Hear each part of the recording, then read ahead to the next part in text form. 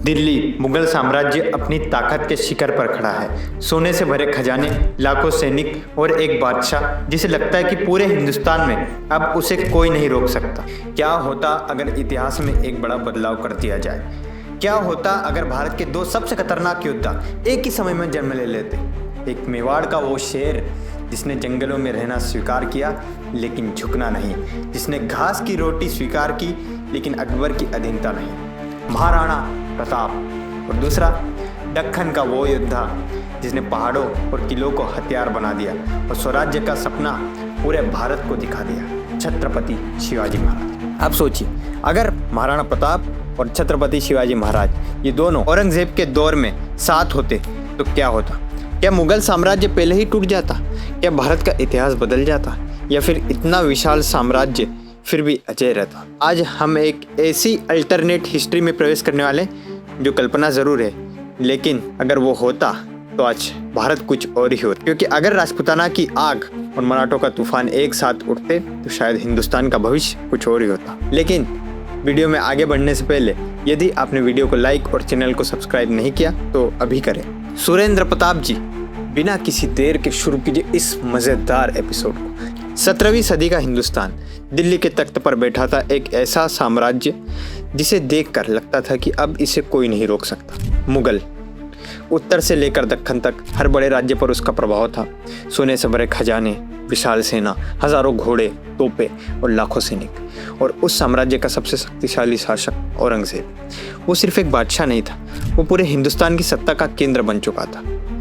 उसके दरबार में भारत के बड़े बड़े राजा झुकते थे, हाजिरी लगाते थे, कुछ डर से, कुछ राजनीति से और कुछ इसलिए क्योंकि उन्हें लगता था कि मुगलों को हराना असंभव है। क्योंकि मुगलों की ताकत सिर्फ युद्ध में नहीं थी, उनकी असली ताकत थी उनका सिस्टम, राजस्व, प्रशासन, जासूस, राजनीति, रिश्ते और सबसे बड़ी चीज़, फूट डालो और राज करो। जब भी कोई राजा मजबूत होता, मुगल उसके खिलाफ दूसरे राजाओं को खड़ा कर देते और यही वजह थी कि पूरा भारत कभी एक साथ खड़ा नहीं हो पाया। एक अरावली के पहाड़ों में लड़ने वाले योद्धा, दूसरा सह्याद्री के किलों से हमला करने वाले शेर, दोनों अलग अलग, दोनों खतरनाक और दोनों झुकने से इनकार करने वाले। लेकिन सवाल ये है, अगर ये दोनों शक्तियाँ एक ही समय में उठती तो क्या मुगल साम्राज्य वाकई उतना अजय रहता जितना इतिहास हमें आज बताता है, या फिर उसका पतन बहुत पहले ही शुरू हो जाता? अरावली के घने जंगल, ऊंचे पहाड़ और उनके बीच एक ऐसा राजा जिसने पूरी जिंदगी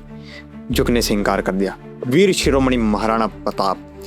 जब बाकी कई राजघराने मुगलों के साथ समझौते कर रहे थे, तब मेवाड़ का एक शेर अभी भी युद्ध लड़ रहा था। ना उसके पास विशाल सेना थी, ना सोने से भरे खजाने, लेकिन उसके पास वो चीज़ थी जिसे मुगल कभी पूरी तरह नहीं जीत पाए, न खरीद पाए, स्वाभिमान। इतिहास कहता है कि महाराणा प्रताप औरंगजेब के दौर से पहले ही इस दुनिया से चले गए। अगर वो जीवित रहते और उसी समय मौजूद होते जब औरंगजेब सत्ता में आया, क्या होता? आप इमेजिनेशन को रियलिटी में लाते हैं। अरावली के पहाड़ों से मुगल सेना लगातार फंस रही है। राजपूत योद्धा सीधे युद्ध से ज़्यादा छापामार हमले कर रहे हैं। रात में अचानक हमला, सप्लाई लाइन पर वार और फिर जंगलों में सब गायब। धीरे धीरे मुगलों का उत्तर पर नियंत्रण कमज़ोर होने लगता है, क्योंकि महाराणा प्रताप सिर्फ जमीन के लिए नहीं लड़ रहे थे, वो एक संदेश दे रहे थे, मुगलों को रोका जा सकता है। और यही संदेश आगे चलकर सबसे खतरनाक साबित होता। लेकिन एक सच्चाई और भी थी, अकेले मेवाड़ के लिए पूरे मुगल साम्राज्य को हराना लगभग असंभव था। उन्हें चाहिए था एक और योद्धा, एक और शक्ति, एक ऐसा राजा जो मुगलों को एक अलग दिशा से चुनौती दे सके, ताकि मुगल थोड़े उलझे रहे। और उसी समय दक्खन की पहाड़ियों में एक नया तूफान उठ रहा था। सह्याद्री की ऊंची पहाड़ियाँ, घने जंगल और बादलों के बीच बड़े विशाल किले। यहीं दक्खन की धरती पर एक नई शक्ति जन्म ले रही थी। एक ऐसा योद्धा जो सिर्फ युद्ध लड़ना नहीं जानता, बल्कि युद्ध के नियम बदलना जानता है। जहाँ मुगल सेना भारी हथियारों और विशाल सेनाओं पर भरोसा करती थी, वहीं शिवाजी महाराज ने चुना गति, रणनीति और अचानक से हमला। पहाड़ उनके साथी थे, किले उनके ढाल और जनता उनकी सबसे बड़ी ताकत। मुगलों को लगता था कि युद्ध मैदान में जीता जाता है, लेकिन छत्रपति शिवाजी महाराज ने साबित किया था युद्ध दिमाग से जीता जाता है। अचानक हमला, सप्लाई लाइन पर वार, रात के अंधेरे में दुश्मन पर टूट पड़ना और फिर हवा की तरह एक झटके में गायब हो जाना। धीरे धीरे दक्कन में मुगलों का नियंत्रण कमजोर होने लगा। अब पहली बार मुगल साम्राज्य के सामने दो दिशाओं से दो बड़ी ही विशाल चुनौतियां थी। उत्तर में महाराणा प्रताप अरावली में मुगलों को रोक रहे थे और दक्षिण में छत्रपति शिवाजी महाराज दक्कन को उनके हाथों से छीन रहे थे। ये कोई साधारण विद्रोह नहीं था, क्योंकि पहली बार दो योद्धा मुगलों की सबसे बड़ी कमजोरी बन चुके थे। इतना बड़ा साम्राज्य हर जगह एक साथ मजबूत नहीं रह सकता। अगर उत्तर में दबाव बढ़े तो दक्षिण कमजोर होगा, अगर दक्कन में सेना भेजी जाए तो राजपूताना अस्थिर हो जाएगा। और यही बात औरंगजेब के लिए सबसे बड़ा खतरा बनने वाली थी, क्योंकि अब युद्ध सिर्फ तलवारों का नहीं रहा था, इस समय संसाधन और धैर्य की लड़ाई बन चुका था। मुगल साम्राज्य की सबसे बड़ी ताकत क्या थी? उसकी सेना, उसका खजाना, उसकी सत्ता? नहीं, उसकी असली ताकत थी भारत को बांटना। राजपूत अलग लड़ रहे थे, मराठा अलग लड़ रहे थे, दक्कन के राज्य अलग, हर राजा अपनी लड़ाई लड़ रहा है। और यही वजह थी कि मुगल साम्राज्य इतने लंबे समय तक टिक पाया। लेकिन अगर इतिहास में पहली बार ये बदल जाता तो इमेजिन कीजिए, मेवाड़ से एक सीक्रेट संदेश दक्कन पहुंचता है। महाराणा प्रताप समझ चुके थे कि अकेले लड़कर मुगलों को हराना मुश्किल है, और दूसरी तरफ छत्रपति शिवाजी महाराज पहले ही जान चुके थे कि सीधे युद्ध में मुगलों की संख्या बहुत बड़ी है। और छत्रपति शिवाजी महाराज महाराणा प्रताप को पहचान चुके थे, और महाराणा प्रताप छत्रपति शिवाजी महाराज को पहचान चुके थे कि दोनों का जन्म किस उद्देश्य के लिए हुआ है। तो अब दोनों योद्धा एक नई रणनीति बनाते, कोई विशाल एकजुट भारतीय सेना नहीं, बल्कि एक वास्तविक गठबंधन अलायंस। उत्तर में राजपूत मुगल सेनाओं को बांध कर रखते, दक्षिण में मराठा उनकी सप्लाई लाइन और किलों पर हमला करते। अगर मुगल सेना दक्कन जाती तो राजपूताना में विद्रोह बढ़ जाता, अगर उत्तर पर ध्यान दिया जाता तो सह्याद्री में मराठा और मजबूत हो जाते। धीरे धीरे औरंगजेब पहली बार महसूस करता है ये सिर्फ एक विद्रोह नहीं है, ये एक कोऑर्डिनेटेड रेजिस्टेंस है। और सबसे खतरनाक बात, ये दोनों योद्धा सिर्फ युद्ध नहीं लड़ रहे थे, उस समय के खिलाफ लड़ रहे थे। उन्हें पता था मुगल साम्राज्य बहुत बड़ा है, उसे एक युद्ध में हराया नहीं जा सकता, लेकिन अगर उसे लगातार हर दिशा से कमजोर किया जाए तो एक दिन वो खुद अपने भार से टूट जाएगा। और शायद यही वो पल होता है जब मुगल साम्राज्य का पतन धीरे धीरे शुरू होता है। दिल्ली का दरबार, चारों तरफ नक्शे फैले हुए, दक्कन, राजपूताना, मालवा, हर जगह से एक ही खबर आ रही, मुगल सेना पर हमला हुआ है।